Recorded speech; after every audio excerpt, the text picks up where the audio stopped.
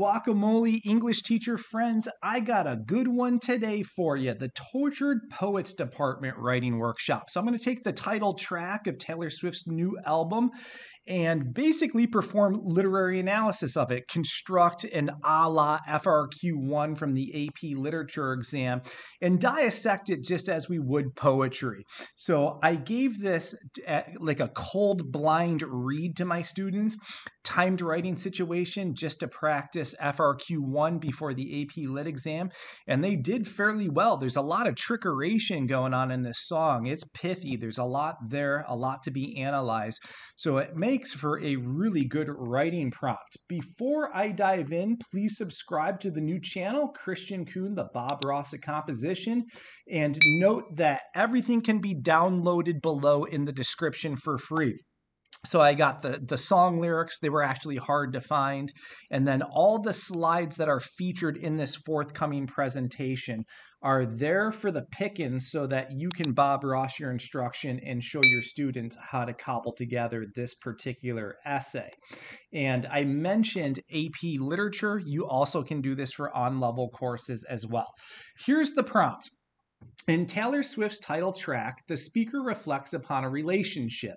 Read the song carefully, then in a well-written essay, analyze how Swift uses literary elements and techniques to convey the speaker's complex response to this particular partnership.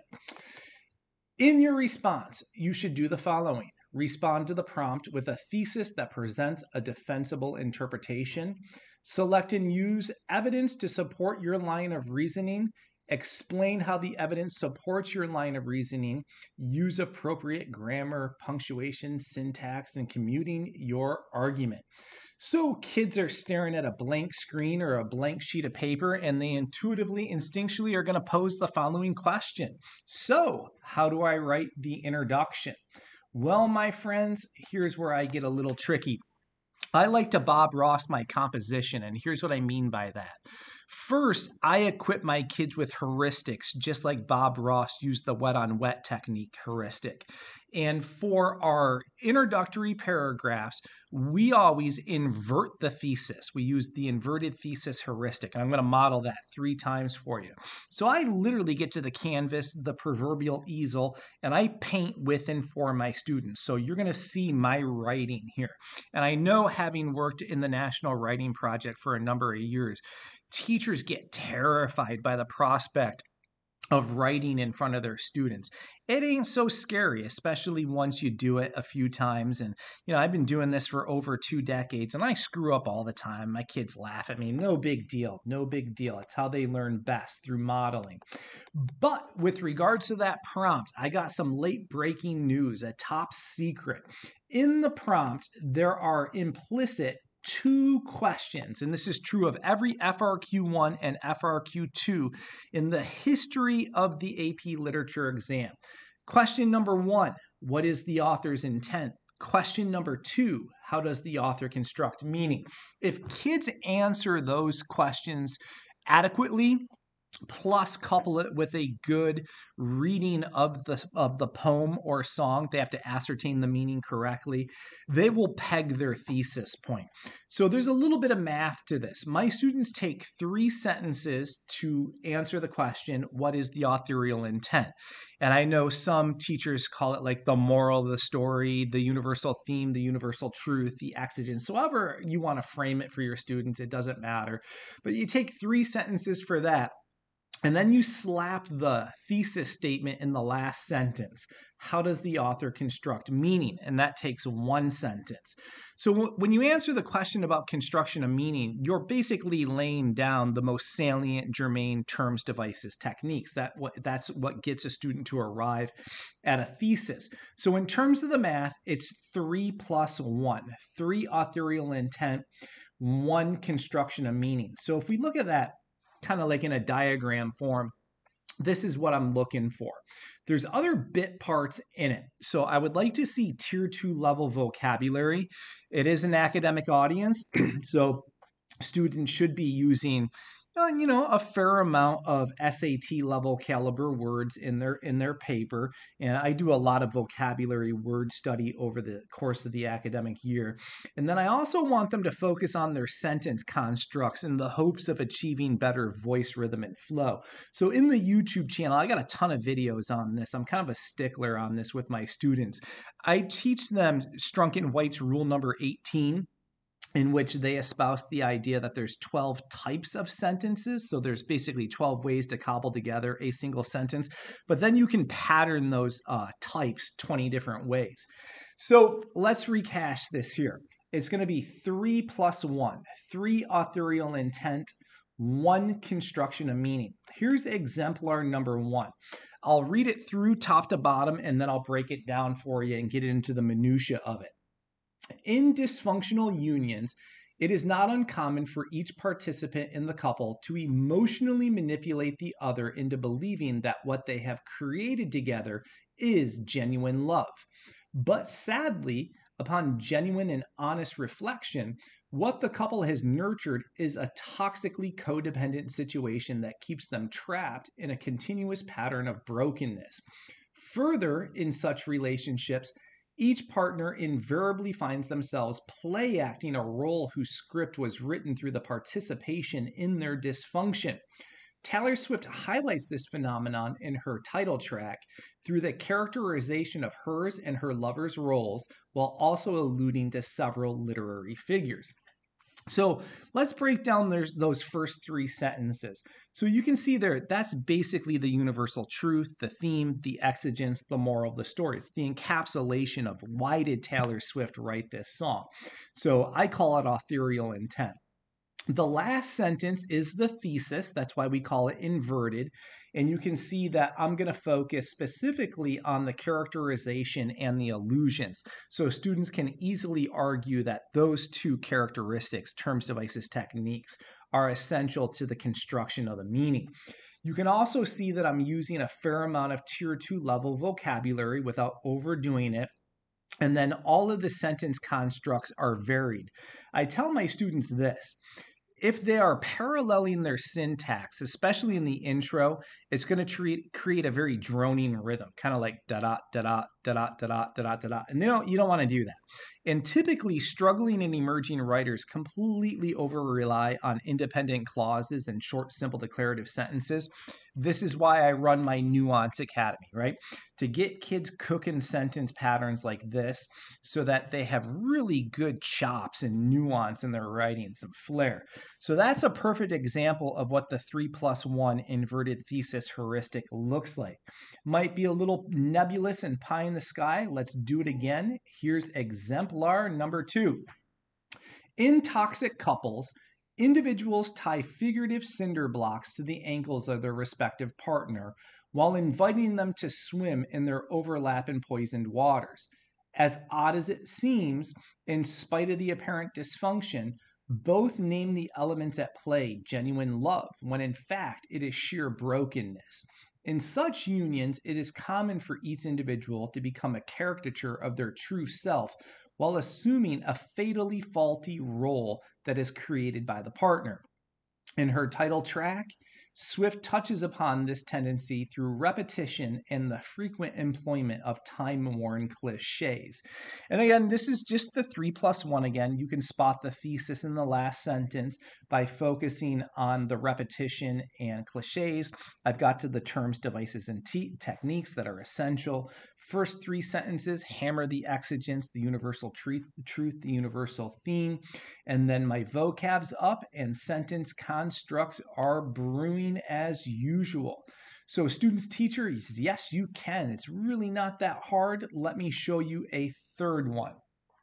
All too often, men present themselves as broken toys. And in turn, women spin their wheels in such relationships to only discover the futility of trying to heal and fix what cannot be repaired.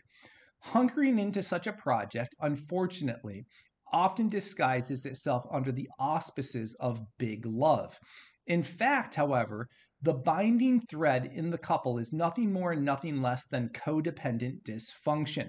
Swift, in her title track, addresses the fact that her relationship traversed a similar course through the manipulation of several cliches and the repetition of her exigence. And that's it. 3+1 every time. Get the vocab going, get the sentence constructs going as well. So a good place to pause if students are following along, give it a whirl. 3+1, which takes us to the next question. Intro's done.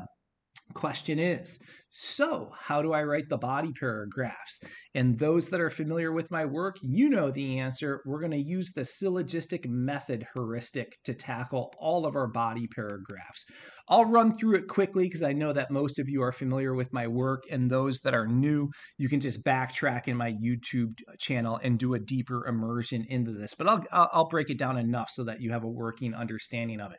So the syllogistic method is rooted in the Aristotelian tradition. So Aristotle thunked it up. He had a school called the Lyceum, and the townsboys would go there to learn about polemics, oration, debate, wordsmithing, word wrangling. And students, if and when you get to college, and perhaps you take an introduction to philosophy course or like an intro to linguistic studies course, you may come upon a very seminal text called Plato's Republic. And in that book, they tussle with a juicy essential question, and it is, what is justice? So all these philosophical think tankers step to the proverbial mic and they drop their definition of what justice is. And in observing this and breaking down language, Aristotle wanted to give his medium range, lower arguers, orators, a strategy to augment the line of reasoning and the cogency of their argument. So one day he had a eureka moment. He said, I got it. The really good orators, they have this mathematical computative formula that they're executing in their heads when they structure their argument. And he called it a syllogism. And all it is when you argue from premise 1, premise 2 to a conclusion. So let me give you the following example. If I say premise 1, arsenic is deadly, you'd all say, yep, Kristian, that's 100% correct. But if I followed up with premise number 2 and say, I had some rats in my home, so I sprinkled some arsenic beneath my sink, my kitchen sink, and this morning Skipper, my dog, pulled his head out from beneath the sink and he had white stuff all over his gruffle and his muzzle. You naturally would conclude, logically deduce, Kristian, that's not going to bode well for Skipper. Your dog's going to die. And you have, in a sense, created a syllogism, right? Very mathematical, very methodical line of reasoning in the logic. And when we write, we want to be that precise because I have the following adage I always tell my students. Good writing is good thinking. And basically, me as a composition teacher, I just need to teach my kids how to think and then give them a little nuance and pizzazz to spice it up. And that's half the battle. So how do we turn Aristotle's heuristic into a heuristic to perform literary analysis? Because that's the task at hand. The first premise is going to be an argument containing terms, devices, techniques. Couple of caveats to this. If the student explicitly stated the term in the thesis, you want to imply it in the first premise because you don't want layers of redundancy, right? It sounds too formulaic. So you can use synonyms or just imply it in the first premise, right? And then there's some math to this as well. A first premise is going to be 3 sentences long. I like it, even though this is not a synthesis paper, when my students keep the centrality of their argument. Oftentimes in sentences 1 and 2, students begin to quote and paraphrase, and I immediately say, student, you're doing plot analysis, not literary analysis. So to really ensure the centrality of the argument, I know it's kind of artificial, but it's a safeguard for kids. They end up meeting the demands of the assignment and doing literary analysis from top to bottom. So I'll model that first premise for you a couple of times. Just sit tight. Fourth sentence begins the second premise. And this is where we want to get into the textual support and the textual analysis in the form of quoting and paraphrasing. So we got to draw from the text. And then we also need to conclude body paragraphs. Oftentimes students forget to do that. And basically you're going to wrap it all back to the thesis and the prompt. One more mathematical number for you. Syllogistic body paragraphs take about 10 to 12 sentences. So I'm a little different than some of the other YouTube gurus, and I want my students to do 4 paragraphs: intro, 2 bodies, conclusions. My students have been doing that for 22 years. They do not get penalized. I know a lot of teachers advise their kids to do the same, but I know that a lot of teachers are hard wedded to the idea of a 5-paragraph essay. What I find happening in those is that students write these little itty bitty 4 or 5 sentence bagger paragraphs, and there's just not enough support or analysis in there to fully flesh out the argument. So syllogistic body paragraphs tend to be very thorough, very involved, very complex and nuanced. So let's ask this question: what's a first premise look like? I'll show you. So I'll give you some context for this. Oftentimes students ask, where do I begin my analysis? And I'd like for my students to be methodical and go chronologically through a poem or a song. So I give them a stem, it's just a little clause, 4-word clause, to cue the reader into knowing that they're going to be supremely organized. And it is this, it's very simple, right from the onset. So you'll see my students say, expressly right from the onset or some approximation of that to let the reader know that they're going to go chronologically. I think it's good to go that way. It keeps them organized, and a lot of that discursive wayward stuff gets minimized. And then they're looking at the song, looking at the poem, and they just cherry pick the terms, devices, techniques that are in like the upper third of the poem or song. So look what I did here. Right from the onset, Swift characterizes the wannabe pretense that her lover assumes. A walking, talking cliche, she nonetheless acknowledges the irony of the situation. She loves him regardless. Her rhetorical questions, while on one hand speak of the unique and cherished component of her endearing love, hint at the undercurrent of dysfunction that actually fuels their couple. So in writing workshops, I always pause here and I turn to kids and I say, hey, what's the promise of your first premise? Because if they can articulate the promise of the first premise, the likelihood of them sustaining a cogent line of reasoning is really high. So what we do is go looking for either the explicit or the implicit terms stated in the first premise. So we know that, right out of the gate, we got to talk about the characterization of the male role in the song. And then we also have to talk about irony. There's mention of rhetorical questions, and by extension, you'll get to the exigence and the theme. So now I got to go get quotes and or paraphrases, right? Go fetch.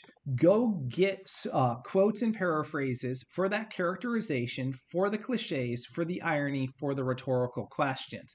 So look where that takes me. I'm at the 4th sentence, and I just have to make sure I have quotes and paraphrases for everything that I promise in order to sustain the line of reasoning. So here it is. Wanting a sentimental, emotionally available partner, she acknowledges that her lover is merely play acting a role that walks straight from the tortured poets department. Let me talk about this. My students use a heuristic within the heuristic called the 5-word rule. If you place a minimum of 5 words in front of the quote and keep the quote relatively small, it should sound conversational. So strategically, my students usually quote and or paraphrase in that 4th line. None of that goes into sentences 1, 2, and 3, again, to keep the centrality of the argument. Out of the quote, we got to analyze it. So here it is. The embodiment of a cliche, he is the shell of a pretentious poet pretending to be someone and something he's not. A man in self-sabotage mode throwing spikes down on the road. In spite of knowing better, and in spite of having seen this episode before, Swift clings to the flimsy nature of such a love. But in knowing this, her questions call back to decipher the logic of the situation. Why does she still love the show? So recall the first premise, right? I made promises to you. And what's happening here is that I got quotes and paraphrases for all those promises. And I really like it when my students teeter-totter balance the quoting and the paraphrasing. I don't want them to do one far more at the expense of the other. So we quote, analyze. Clearly, her lover is a fraud. Further, she recognizes the fact that they are modern idiots. And the other thing that I really expressly teach to my students is how to bracket and use ellipses in quotes. That's really important to teach them if you want the quote to sound conversational and smooth and silky. And this is the thing. Swift nods to the fact that such coupling has become almost like a trend in contemporary society. But what keeps the couple together is the desire for exclusivity. She asks, who's going to hold you like me? And who's going to love you if not me? So we got enough support and analysis in there. We got quotes and paraphrases for everything we promise. So we got to conclude the thought, right? We got to wrap it all back to the prompt and the thesis. And this usually just takes a couple of sentences. So here's the conclusion of the body paragraph. As ironic as it may be, some couples stay together because of the mere thought of envisioning their partner with someone else. Within this fear comes the dysfunction and brokenness, and regardless, the couple pushes forward even though the relationship is wholly defunct and going nowhere. So students, if you're writing with me, pause and give it a whirl. First premise, second premise, conclusion. But we ain't done. We got to ask ourselves, what do I do next? Intro's done. First body's done. Answer is simple. You bust out another syllogism. You just recycle the heuristic. We're still at like the middle upper third of the song, so we still have the whole rest of it to go. So what I have my students do is, browse the song, browse the poem again, and cherry pick the most relevant terms, devices, techniques, and put those into the first premise. So let me model the first premise for you. And it is here. Again, 3 sentences, no quotes or paraphrases in it. Just set up the argument. The codependent nature of the couple is further explored and reinforced in the refrain. Notably, the conjunctions beg the following question. Why stay when both partners know that the coupling is not healthy or serving the other in any beneficial way? Even the frequent employment of cliches arrive at such a sentiment. What's the promise of the first premise? Right? So we got to analyze the repetition, the refrain, just kind of the song structure. And then I got to do a little bit of syntax as well in here. I always tell my students, make sure you cover the syntax. I think the conjunctions in this song are mightily important. So I'm going to fix on that a little bit. And then we're still hammering a ton of cliches at the end here. So I want to further unpack that to some extent. And then what do? Go get the quotes and paraphrases to align with the promise of the first premise. Shoot for 10 to 12 sentences, embed those quotes, slap a conclusion on that syllogism. Now let's talk about wrapping the essay up, because we're only doing 4 paragraphs. We still need to tag a conclusion on this. And early in the academic year, I allow my students to use some stems, and even come exam day for AP literature, if they get stuck, they can just default back to some of these stems. I know they're not the most pretty things in the world. It's not the most nuanced way to go about a conclusion. But this is how I explain it to students. It's kind of like a 4th of July fireworks display, the conclusion paragraph. And it's the grand finale. So you want to encapsulate all the exigence, all the theme, all the moral of the story. And if you tag it to any of these stems, you can get that to that route. So saying things like simply said, evidentially, in no other words, when it's all said and done, at the end of the day, in a global sense. So I'll put it in the slides. I just realized I didn't tag it in the slide. So when you download the slides, you can see the conclusion. Bummer, I screwed it up. I'm at the end. I don't want to record this again.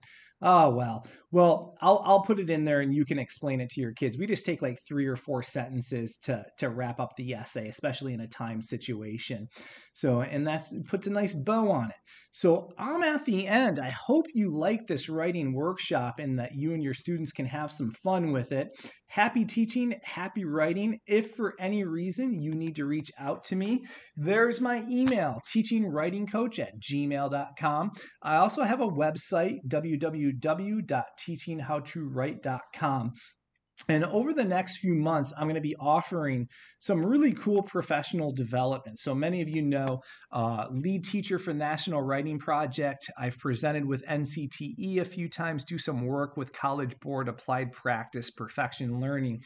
And with my work at the National Writing Project, one thing that I overwhelmingly heard in the feedback post-course is this. Man, oh man, Kristian, I wish I could have worked with you one-on-one. That would be really cool. So I'm offering my Teach It Right 5-week mastermind or one-to-one mentorship.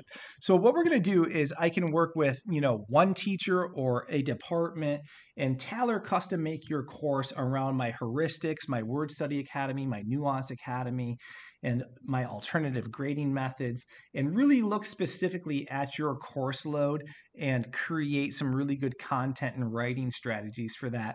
And we even delve into the alternative grading methods as well. So you can just email me or go to my webpage to get more information on that. I also have a self-paced course because I know a lot of teachers are extremely busy. So that's there as well. You can scroll and read about that. And then another piece of feedback is, would love to take the alternative grading methods course with you, the 2-hour intensive one-on-one or specifically with our department. So that you can reclaim your evenings and weekends, I'm offering that. All right, maybe I'll do some more Taylor Swift in the coming weeks. That's the end. Be well, and we'll see you around.